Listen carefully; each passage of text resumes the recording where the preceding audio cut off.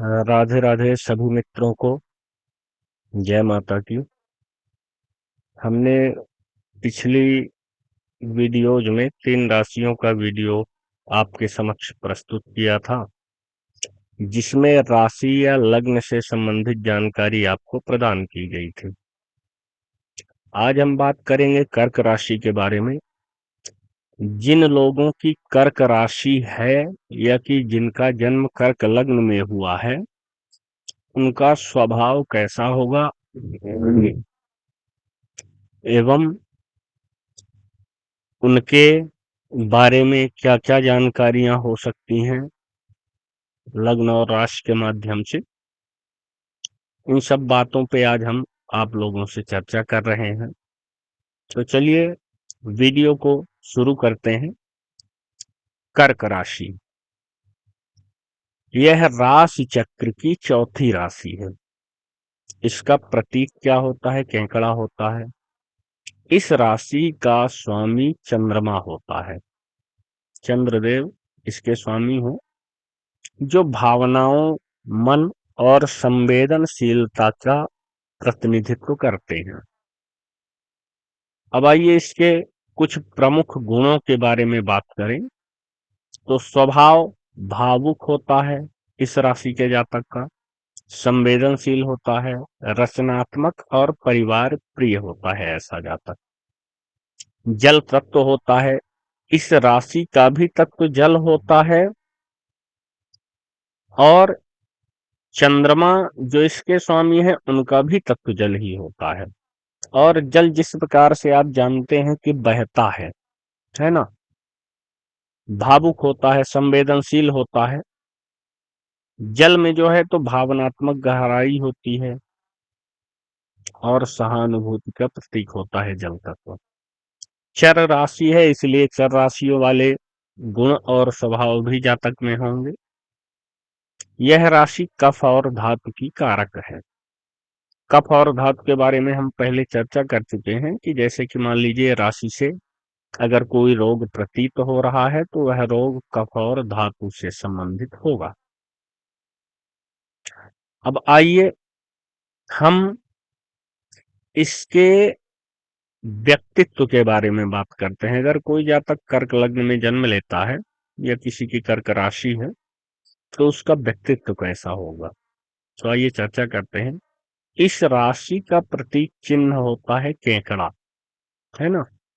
हम राशि चिन्ह, स्वामी, तत्व इत्यादि से राशि का वर्णन करते हैं। तो जिस प्रकार से इस राशि का प्रतीक चिन्ह जो होता है केकड़ा, अब केकड़े का स्वभाव कैसा होता है?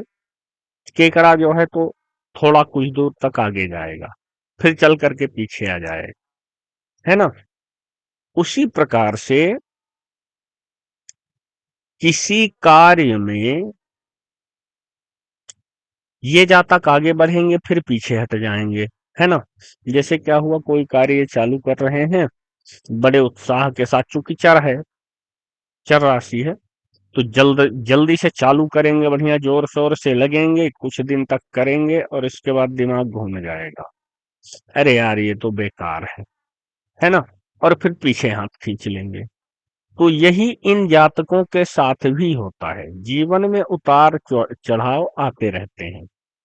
इसका जो स्वामी होता है इस राशि का चंद्रमा, चंद्रमा भी शुक्ल पक्ष में धीरे धीरे धीरे धीरे करके आगे बढ़ता है और पूर्णिमा को बिल्कुल पूर्ण हो जाता है, फिर धीरे धीरे घटने भी लगता है और अमावस्या को विलुप्त हो जाता है। तो इस प्रकार से इन जातकों में भी यही स्वभाव होता है, केकड़े की तरह ये आगे बढ़ेंगे, फिर कुछ दूर बढ़ने के बाद पुनः पीछे की तरफ चलने लग जाएंगे। जीवन में उतार चढ़ाव इनके आते रहते हैं, है ना। अच्छा, केकड़े का एक स्वभाव क्या होता है कि वैसे तो उसको कोई छेड़े नहीं, न छेड़े तो ठीक है, अपनी राह में जैसे उसकी प्रवृत्ति है वो चलता रहता है। लेकिन अगर कोई ज्यादा छेड़ा और आप केकड़े की पकड़ में आ गए, है ना, तो फिर छुड़ाने में भी आपको मशक्कत करनी पड़ेगी। तो वही हाल इनका भी होता है, ये जल्दी किसी को पकड़ते नहीं, और अगर मान लो पकड़ लिए तो फिर छोड़ते नहीं। ये इनका स्वभाव होता है। इसकी दिशा की बात करें तो दिशा उत्तर होती है, वही चीज होता है, अगर राशि लाभदायक है, इस राशि से लाभ समझ में आ रहा है, तो उत्तर दिशा में जाने से लाभ होगा। हानिकारक है तो उत्तर दिशा में जाने से हानि होगी। अब शरीर में इसके स्थान की अगर हम बात करें तो छाती में इसका स्थान होता है।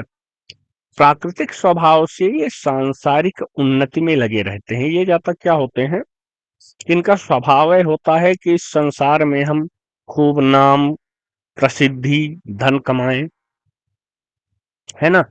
तो ये जातक स्वभाव से ही इनका सांसारिक उन्नति में बड़ा मन लगता है। लज्जावान होते हैं, कार्य करने में स्थिरता होती है इनमें, और समयानुयायी होते हैं। कोई काम ये समय से करना पसंद करते हैं। अच्छा, अब कर्क राशि के बारे में अगर बात करें थोड़ा सा, एक इसका सार निकाल के, तो कर्क राशि एक माँ की तरह है ना, जो भावों की गंगोत्री बहाती है। गंगोत्री में क्या क्या होते हैं, गंगा, यमुना, सरस्वती, त्रिवेणी, है ना। तो इसी प्रकार से इस राशि के जातक में मातृत्व, कोमलता और अंतःकरण की गरिमा होती है ना। पर साथ ही जल की प्रकृति जैसी होती है ना, जैसा जल की प्रकृति होती है कि कभी उतार तो कभी चढ़ाव, कभी गहराई, कभी अधीरता, तो वही चीज इनमें भी होता है ना। अब ये अत्यंत भावुक होते हैं, संवेदनशील होते हैं, और सहानुभूतिपूर्ण होते हैं, है ना। एक विशेष बात यह होती है कि परिवार और घर के प्रति इनका गहरा लगाव होता है। परिवार में और अपने घर के प्रति इनका गहरा लगाव होगा। कल्पनाशील, भाई चंद्रमा भी मन का कारक है, जल तत्व है, तो कल्पनाशीलता इनमें अच्छी रहती है। रचनात्मकता भी होती है, भाई जो सोचेगा वही तो किसी रचनात्मक कार्य को कर सकता है। तो कल्पनाशीलता के साथ साथ इनमें रचनात्मकता होती है, और ये अंतर्ज्ञानी भी होते हैं। अच्छा, कभी कभी मूड स्विंग, भाई मूड स्विंग क्यों होता है, वही चीज होती है कि चंद्रमा जो है मन का कारक है, कभी बढ़ता है तो कभी घटता है। उसी प्रकार से इनमें भी होता है कि इनका मूड बदलता जल्दी जल्दी है, चर राशि है, तो एक जगह स्थिर भी नहीं रह सकते। मन का कारक चंद्रमा का भी ऐसा स्वभाव है, घटना बढ़ना। केकड़े का भी स्वभाव है आगे और पीछे जाना। आत्म संकोच की प्रवृत्ति होती है, संकोची स्वभाव के होते हैं, है ना। इनमें आत्म संकोच की प्रवृत्ति रहेगी। कर्क राशि के लोग गहराई से सोचने वाले, जल राशि है, स्वामी भी जल तत्व का है, तो जिस प्रकार से जल बिल्कुल गहराई तक उतर जाता है, उसी प्रकार से कर्क राशि के लोग गहराई से सोचने वाले होते हैं, सहृदय होते हैं, कोमल, सहज होते हैं, और रक्षक स्वभाव के होते हैं। जिनसे ये जुड़े होंगे उनके बारे में बहुत केयर करते हैं, है ना, रक्षक स्वभाव के होते हैं। ये लोग परिवार और घर को बहुत महत्व देते हैं। पहले हम बात कर चुके हैं कि अपने घर और परिवार को बड़ा महत्व देते हैं, और अपने प्रियजनों की सुरक्षा को प्राथमिकता देते हैं। जिनको ये अपना मान लेते हैं उनकी हर प्रकार से ये केयर करते हैं। कभी कभी ये अत्यधिक भावुक भावुक हो सकते हैं, भाई जल भावुकता का प्रवाह लेके चलता है ना। तो वही चीज इनमें भी होती है कि ये कभी कभी अत्यधिक भावुक हो सकते हैं, और अपने मूड में तेजी से बदलाव महसूस करते हैं। ये स्वभाव इनमें होता है। चर राशि है, मूड स्विंग इनका होता ही रहता है ना। अब आगे बात करते हैं, चिकित्सा, परामर्श, शिक्षा, कला और सामाजिक सेवा में ये सफलता प्राप्त कर सकते हैं। इनमें नेतृत्व की क्षमता भी होती है, लेकिन शांत और सहयोगी शैली में ये नेतृत्व करते हैं। एक नेतृत्व वाला व्यक्ति क्या होता है कि बिल्कुल काल भैरव बना रहेगा, ये करो, वो करो, ऐसा करो, वैसा करो, केवल निर्देश देते रहेंगे, है ना, हिटलर शाही। लेकिन इनकी जो नेतृत्व क्षमता होती है, नेतृत्व ये भी कर सकते हैं, टीम को हैंडल कर सकते हैं, है ना, लोगों को हैंडल करने की क्षमता होती है। लेकिन ये शांत और सहयोगी शैली में करते हैं। नेतृत्व ये शांत स्वभाव से और सहयोगी शैली में करेंगे। भावनात्मक बुद्धिमत्ता के कारण ये अपनी टीम में बड़े लोकप्रिय भी होते हैं। ठीक। अब प्रेम और संबंध के बारे में अगर इनके बात करें तो ये गहरे और स्थायी संबंधों की चाह रखते हैं। जैसे इनमें भावनात्मक गहराई होती है, उसी प्रकार से ये भी चाहते हैं कि हमारे जो प्रेम और संबंध हो वो गहरे रहें और स्थायी रहें। ये स्वयं भी अत्यंत वफादार होते हैं और देखभाल करने वाले होते हैं। तो यही अपेक्षा ये अपने साथी से भी करते हैं, चाहे मित्र हो, चाहे जीवन साथी हो या चाहे कोई और हो।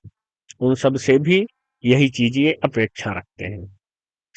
कभी कभी अत्यधिक सुरक्षा की भावना से संबंधों में जकड़न, है ना, आ जाती है। भाई कोई सिंपल सी बात है कि कोई बात बात पे आपकी चिंता करेगा, बात बात में आपको टोकेगा, तो संबंधों में थोड़ा सा उलझन या जकड़न तो हो सकती है। अब अगर हम इनके स्वास्थ्य की बात करें तो मानसिक तनाव और भावनात्मक असंतुलन की संभावना इनमें होती है। भाई ज्यादा सोचेंगे, ज्यादा कल्पना में रहेंगे। अब कल्पना ही कल्पना में पता नहीं कहां से कहां चले जाते हैं, और कार्य अगर उसके अनुसार उसके अनुकूल नहीं कर पाए तो साधारण सी बात है कि मानसिक तनाव होगा, भावनात्मक असंतुलन की संभावना बनेगी। पेट, स्तन और पाचन तंत्र से जुड़ी समस्याएं इनको हो सकती हैं। ध्यान, योग और प्रकृति से जुड़ाव से लाभ होगा, है ना। इनका जो है तो पाचन तंत्र और छाती संवेदनशील होता है, इसलिए इन्हें तनाव से बचना चाहिए। अब शुभ प्रभाव क्या होते हैं कर्क राशि के जातकों के, अगर शुभ प्रभाव होंगे तो क्या होंगे? तो पहली बात तो ये होती है कि भावनात्मक गहराई, इनके हृदय में समुद्र समाये होते हैं, प्रेम, दया, करुणा और अपनत्व से भरपूर। जल तत्व की राशि है, जल तत्व का इसका स्वामी भी है ना। तो भावनात्मक गहराई इनके अंदर खूब हो, इनके हृदय में प्रेम, दया, करुणा और अपनत्व भरा होगा। मातृत्व का भाव, जिस प्रकार से माता अपने बच्चे की रक्षा करती है, वैसे ही इस लग्न के जातक भी, चाहे ये पुरुष हो या स्त्री, इनका स्वभाव पोषक और देखभाल करने वाला ही होता है। सहज अंतर्ज्ञान, इन्हें दूसरों की भावनाएं तुरंत महसूस हो जाती है ना। ये इनमें एक विशेष गुण होता है कि ये दूसरों की भावनाओं को तुरंत महसूस कर लेते हैं। संवेदनशीलता होती है और सृजनशीलता होती है ना।